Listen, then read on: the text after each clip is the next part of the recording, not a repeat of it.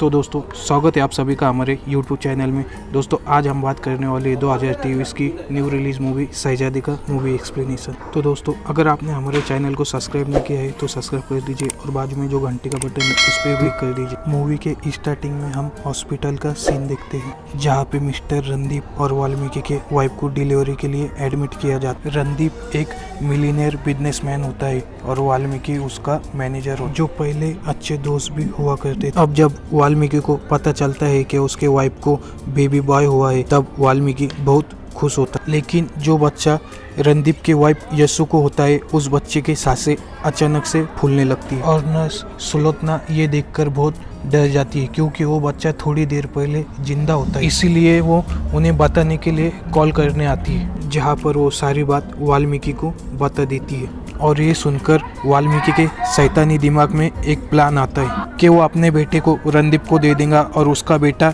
एक luxury life जिएगा। इसीलिए मरे हुए बच्चे को वो जल्दी से अपने साथ लेके जाता है और उसके बच्चे को यीशु के पास छोड़ जाता है। और जैसे ही नर्स उस बच्चे को अपने साथ लेके जा रही होती है वो अचानक से रोने लगता है और वैसे ही उस बच्चे की सांसें वापस आ जाती है, यानी कि वो जिंदा होता है। और इसीलिए नर्स उस बच्चे को वापस से यीशु के पास छोड़ने के लिए जाने लगती है, मगर वाल्मीकि उस बच्चे को देने से मना कर देता है। दरअसल कुछ साल पहले रणदीप और वाल्मीकि ने नौकरी साथ में ज्वाइन की थी, पर रणदीप अपने बॉस के लड़की के साथ शादी करता है और रातों रात अमीर बनता है और वाल्मीकि गरीब का गरीब ही रह गया और तब से मन ही मन वो रणदीप पर चिढ़ता रहता था। और जब नर्स उसे ऐसा करने से रोकती है तो नर्स को जोर से धक्का मार देता है और सीढ़ियों से नीचे गिरने पर वो कोमा में चली जाती है।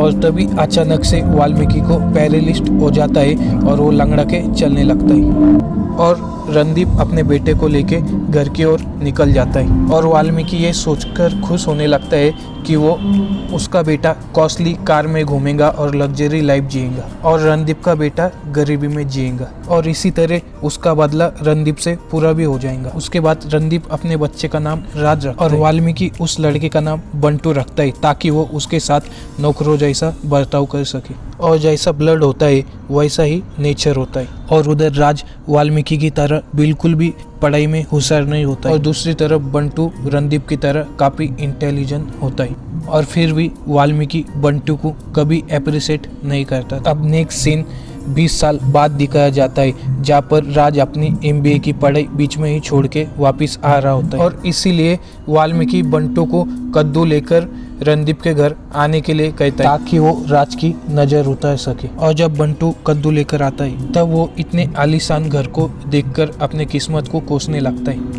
और अंदर जाने की इच्छा करता है, पर वाल्मीकि उसे गेट से ही बाहर भगा देता है। वो हमेशा बंटू को ताने ही मारता रहता था, फिर भी बंटू वाल्मीकि को कभी कुछ नहीं कहता था। एक दिन जब बंटू अपने सिस्टर के साथ मार्केट में होता है तब कुछ गुंडे उसके सिस्टर को छेड़कर जाते, जिसकी वजह से वो उन गुंडों की काफ़ी धुलाई करता। उसके बाद बंटू इंटरव्यू के लिए जाता है जहाँ पर वो इंटरव्यूअर को बताता है कि वो हमेशा सच बोलता है, जिसकी वजह से उसके डैड हमेशा प्रॉब्लम में आ जाते। मगर वाल्मीकि भी उसे ताना मारने की और परेशान करने की कोई भी कसर छोड़ता नहीं था। इतनी दुख भरी दास्तां सुनकर इंटरव्यूअर भी सैड हो जाता है और जब वो HR से मिलने जाता है वो HR वही लड़का होता है जिसे उसने सिस्टर को परेशान करने पर मारा होता है। पर बंटू यहाँ पर भी उसे डरा कर अपने ऑफर लेटर पर साइन करवा लेता है और जॉब ले लेता है। हालांकि उसने बंटू के सिस्टर को नहीं छेड़ा था, उसके दोस्तों ने छेड़ा था। उधर रणदीप के कंपनी के हालात कुछ ठीक नहीं चल रहे होते और बैंक ने भी उसे लोन देने से मना कर दिया होता है क्योंकि उनके ऊपर काफी कर्जा होता है। साथ ही उनका बेटा राज काफी निकम्मा होता है, वो उनका काम भी नहीं संभाल पा रहा होता है। और नेक्स्ट सीन में बंटू को अपनी कंपनी में लंबी टांगों वाली समायरा मिलती है और उसे देखकर वो एकदम सा फ्लैट हो जाता है और उसे बाद में पता चलता है कि समायरा उसकी ही बॉस है और सच बोलने की बीमारी की वजह से वो उसके टांगों की तारीफ करता है और उसके वजह से वो उसे रेती के इलाकों में भेज देती क्योंकि वो एक टूर कंपनी चलाती थी। इससे परेशान होकर समायरा से वो कहीं और भेजने की बात करता है तो उसे वो बर्फीली इलाकों में भेज देते हैं। और दूसरी तरफ वाल्मीकि सुलोचना से मिलने के लिए हॉस्पिटल आता है और उसे वापस जाने के बाद ये पता चलता है कि अगर उसे होश आ गया तो वो 2 महीने से ज़्यादा नहीं जी पाएंगे। दूसरी तरफ बंटू समायरा को इम्प्रेस करने में लग जाता है। वो भी उसे शायद पसंद करती थी तो वो उसे अपने साथ ही रख लेती है। और दूसरी तरफ राज को पता चलता है कि यहाँ पर श्रीनिवास नाम का एक बहुत बड़ा गुंडा रहता है और वो इंटरेस्ट पर पैसों का काम करता है। और उसे पता था कि रणदीप की कंपनी घाटे में चल रही है और इसीलिए वो अपने बेटे जोरावर के कहने पर रणदीप को पैसे देने के लिए रेडी था। लेकिन वो अपने बेटे जोरावर को उस कंपनी में पार्टनर बनाने के लिए चाह रहा था। लेकिन इसलिए रणदीप इस ऑफर को ठुकराने के लिए राज को भेज रहा था। रणदीप को पता था कि राज इस ऑफर को मना करने के लिए बात नहीं कर पाएगा, इसीलिए रणदीप वहाँ उसे सब कुछ बता रहे होते हैं। लेकिन वो फिर भी कुछ बता नहीं पाता। और उधर उसी होटल में बंटी एक लल्लू के साथ मीटिंग करने के लिए आया होता है अपनी कंपनी के लिए। उधर राज को खुद से बात नहीं करने की वजह से रणदीप को ऑनलाइन आकर खुद ही मना करना पड़ता है। तभी वो बंटू को वहाँ पर देखते हैं जो वो उन लल्लू को पीट कर अच्छा सा लेक्चर देकर वहाँ से चला जाता है। उसकी हिम्मत देखकर रणदीप को बहुत प्राउड महसूस होता है। पर उन्हें क्या पता था कि वो उनका ही लड़का है। उसके बाद समायरा के पेरेंट्स रणदीप के घर रिश्ता लेके आते, लेकिन समायरा इस रिश्ते से मना करती है। लेकिन उसे दबाव में आकर एंगेजमेंट करना ही पड़ती है। उधर ये सब देखकर बंटू बहुत दुखी होता है और उधर वो लल्लू मारपीट की वजह से कंप्लीट कर देता है। जहाँ पर वो सतीश इंस्पेक्टर के पीछे उस लल्लू के गुंडों को वापस मारता है और सच ही बोलता है कि उसने ही उन गुंडों को मारा है। पर उन्हें यकीन नहीं होता, इसीलिए वो उसे वहाँ से जाने के लिए कहते हैं। और अब उसकी सच्चाई देखकर समायरा को उससे प्यार हो जाता है और वो दोनों एक साथ डूट करने लगते हैं। और उधर श्रीनिवास रणदीप के ऑफिस में आकर उसे मारकर चला जाता है। और तभी वहाँ बंटू और समायरा आते, जिन्हें रणदीप ने उन्हें बात करने के लिए वहाँ बुलाया। और वो जल्दी से घायल हुआ देखकर उसे हॉस्पिटल लेकर आते हैं, जहाँ पर बंटू को सुलतना मिल जाती है, जिसे अब होश आ चुका होता है। वो वहाँ पर बंटू को वाल्मीकि की सच्चाई बताने की कोशिश करती है कि वाल्मीकि उसका सच्चा फादर नहीं है, उसके फादर तो रणदीप है। और वो सब कुछ बंटू को बता भी देती है। ये सुनकर बंटू बहुत दुखी होता है और उसे वाल्मीकि पर बहुत गुस्सा आता है, क्योंकि उसने उसके रियल पेरेंट्स से काफी सालों तक उससे दूर रखा।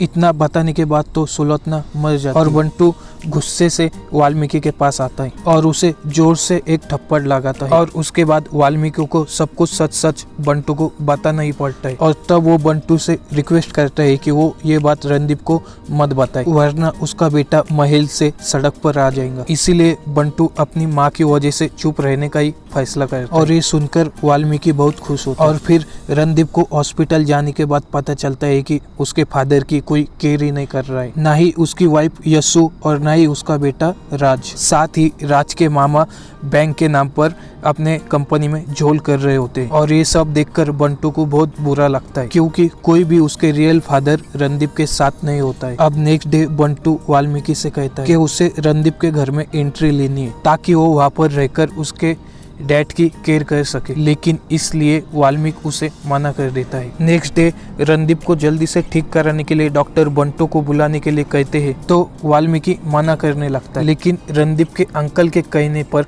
उसे वहाँ आने के लिए कहना ही पड़ता है। अब डॉक्टर ने बंटू को इसलिए वहाँ पर उसे लाने के लिए कहा था क्योंकि उसने उसके बेटे को किडनैप कर लिया था और उसे ब्लैकमेल कर उसने घर के अंदर एंट्री ले ली थी। हालांकि आंसू भी उसे पसंद नहीं करती थी। अब बंटू उस घर में रहकर अपनी जगह बनाना शुरू कर देता है और उनके प्रॉब्लम को सॉल्व करने की कोशिश करता है। और उसे दूसरे दिन पता चलता है कि अंकल से उनका एक दुश्मन बहुत ही पावरफुल इंसान है जिसका नाम श्रीनिवास है, इसीलिए उसे पुलिस भी नहीं पकड़ती है। लेकिन अंकल बंटू को साथ में लेकर श्रीनिवास के बेटे से मिलने के लिए जाते हैं, जहाँ पर वो बंटू के पीछे से ह्यूमिलेट करके उन्हें भगा देता है, जिस बात पर गुस्सा होकर बंटू उन गुंडों को पीट देता है। और सबसे माफी मंगवाने के बाद वो प्यार से जोरावर से बात करता है और साथ ही वो श्रीनिवास को धमकी देकर जाता है, ताकि अगर उसने रणदीप के फैमिली को तकलीफ देने की कोशिश की तो वो उसे जिंदा नहीं छोड़ेंगे। उसके बाद रणदीप के घर सगुन लेकर समायरा के पेरेंट्स आते हैं, जहाँ पर बंटू समायरा को गले लगाने के लिए लगता है और वो उसे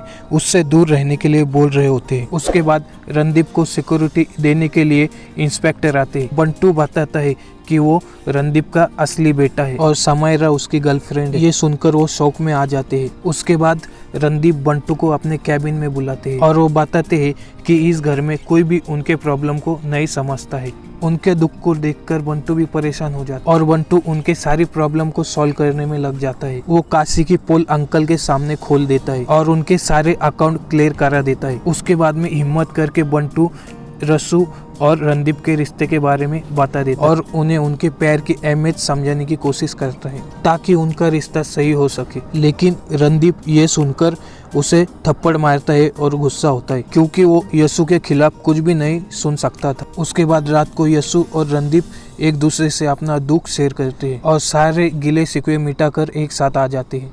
यह देखकर अंकल को बहुत अच्छा लगता है। नेक्स्ट डे फिर से जोरावर के साथ राज की मीटिंग होती है जहाँ पर राज कुछ भी सही से बोल नहीं पाता। इसीलिए रणदीप बंटू को जाकर डील करने के लिए कहते हैं क्योंकि वो खुद बीमार होने की वजह से जा नहीं पाते और वहाँ पर बंटू ने काफी अच्छी तरीके से मीटिंग को क्लोज किया और जोरावर को अच्छा सा सबक भी सिखाया। इससे सारे लोग बंटू से खुश होते हैं और वो रात को पार्टी भी करते हैं। और नेक्स्ट डे यशु ने समायरा को बंटू के साथ देख लिया और वाल्मीकि ने ब्लेम किया कि वो इस घर में समायरा के लिए ही आया था, इसीलिए वो सबके सामने धक्के मारकर उसे घर के बाहर निकाल देता है और बंटू ये सब के बाद भी चुप ही रहता है। इसके बाद श्रीनिवास काशी के बेटे को किडनैप करके रणदीप को ब्लैकमेल करता है। अगर उसने कंपनी के शेयर्स के डॉक्यूमेंट के ऊपर साइन करके नहीं भिजवाई तो वो काशी के बेटे को मार देगा। इसीलिए रणदीप उस डॉक्यूमेंट पर साइन करके राज के हाथों श्रीनिवास के पास भेज देता है। ये देखकर काशी के आंखें खुल जाती है कि रणदीप कितने महान है और वाल्मीकि इससे डर जाता है क्योंकि श्रीनिवास के सामने राज कुछ भी नहीं था क्योंकि वो राज को मार देता। इसीलिए डर कर वाल्मीकि बंटू को कॉल करता है और उसे बचाने के लिए कहता है और तभी बंटू श्रीनिवास के अड्डे पे राज को पहुंचने से पहले ही श्रीनिवास के गुंडों को पीटता है और एंड में बंटू श्रीनिवास को भी मार देता है और काशी की बेटी को जिंदा बचा कर ले आता है। बंटू को घर से निकालने के बाद भी उसने उनकी हेल्प की। ये सुनकर उन्हें बहुत अच्छा लगता है और अंकल वाल्मीकि को जोर से स्लैप करते हैं क्योंकि उन्हें सच पता चल चुका होता है कि बंटू रणदीप का ही रियल बेटा है। जब नर्स बंटू को सब सच बता रही थी तब अंकल ने भी वो सच सुन लिया था। ये सुनकर वो इतने दिनों से चुप थे। ये जानकर रणदीप के आंखों में आंसू आ जाते हैं और वो उसे गले लगाकर रोने लगते हैं और सबको बताने के लिए कहते हैं। ये सुनकर बंटू उनसे मना करने के लिए कहता है क्योंकि वो नहीं चाहता था फिर से दो बच्चों को उनके माँ से जुदा कर दिया जाए। इतना सब करने के बाद यशु के दिल में बंटू के लिए प्यार आ जाता है और वो उसे अपना बेटा मानने लगती है और वो उसे गले लगाकर अपने प्रॉपर्टी में हिस्सा देती है और बंटू ये सब करने के लिए मना कर देता है लेकिन यशु के फोर्स करने पर वो ले लेता है। और ये सब कहने के बाद यशु अपने बेटे राज को वाल्मीकि के साथ 5 साल रहने के लिए कहती है और बंटू को अपने घर में रख लेती है और इसी के साथ इस मूवी की एंडिंग हो जाती है। तो दोस्तों कैसी लगी आपको ये मूवी हमें कमेंट करके जरूर बताएं और हमारे चैनल को सब्सक्राइब करें। मिलते हैं दोस्तों नेक्स्ट वीडियो में, तब तक के लिए बाय।